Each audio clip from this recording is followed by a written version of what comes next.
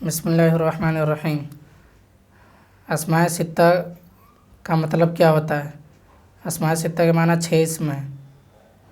اسماء ستہ کا مطلب کے معنی 6 اسم ہیں، لیکن یہاں مخصوص یہ 6 اسم مراد ہیں: ابن، اخن، حمن، حنن، فمن، ذو۔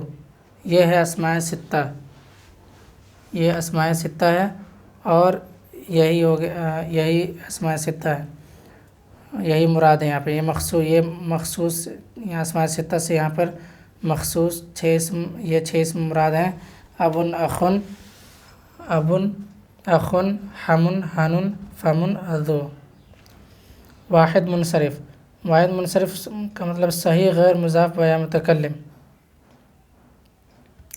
واحد منصرف صحیح غیر مضاف و یا متکلم، اور واحد منصرف قائم مقام صحیح غیر مضاف و یا متکلم، اور جمع مکسر منصرف غیر منقوص و غیر مضاف و یا متکلم کا رفع ضمہ سے اور نصب فتح سے اور جر کسرہ سے ہوگا، جیسے جاء زید و دلو و رجال، رأیت زید و دلو و رجال، مررت بزید و دلو و رجال۔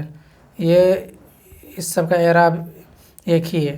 واحد منصرف صحیح غیر مضاف و یا متکلم کا اعراب: واحد منصرف قائم مقام صحیح غیر مضاف و یا متکلم، اور جمع مکسر منصرف غیر منقوص و غیر مضاف و یا متکلم کا رفع کا اعراب کیا ہے؟ رفع ضمہ کے ساتھ ہوگا، نصب فتح کے ساتھ ہوگا اور جر کسر کے ساتھ ہوگا۔ اور یہ بھی مثال ابھی آپ پڑھیں۔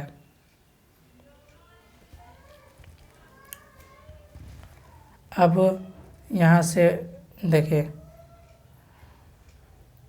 یہاں تک ہو چکا ہے۔ اب یہاں پر بیان کر رہے ہیں جمع مؤنث سالم، اس کا اعراب کیا ہے؟ تو اس کا جمع مؤنث سالم کا اعراب کیا ہے کہ جمع مؤنث سالم کا رفع ضمہ سے اور نصب و جر کسرہ سے ہوگا، جیسے جاءت مسلمات و خالیات، رأیت مسلمات و خالیات، مررت بمسلمات و خالیات۔ ٹھیک ہے نا؟ اور غیر منصرف کا رفع ضمہ سے اور نصب و جر فتح سے ہوگا، غیر منصرف کا رفع ضمہ سے اور نصب و جر فتح سے ہوگا، جیسے جاء عمر، رأیت عمر، مررت بعمر۔ تو یہاں سے آپ ابھی پڑھے، یہاں سے لے کر کے یہاں تک 33 سے، اور 33، 34، 35، 36، تو یہ سب ہو گیا اس میں۔ کیا آپ یہ سب پڑھے؟ اس کو آپ کو یاد کر لینا ہے نا، دیکھ کر کے یہاں سے پورا، یہاں سے لے کر کے یہاں تک، یہاں پہ اس کو یاد کر لیں۔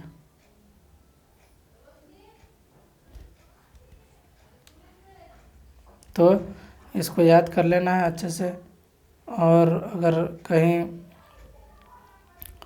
کچھ نہ سمجھ میں آتا ہے تو دھیان سے اس کو دیکھ کر کے دوبارہ ویڈیو پیچھے کر کے آپ دوبارہ سنیں، اور اس کو یاد کر لیجیے یہاں سے یہاں تک۔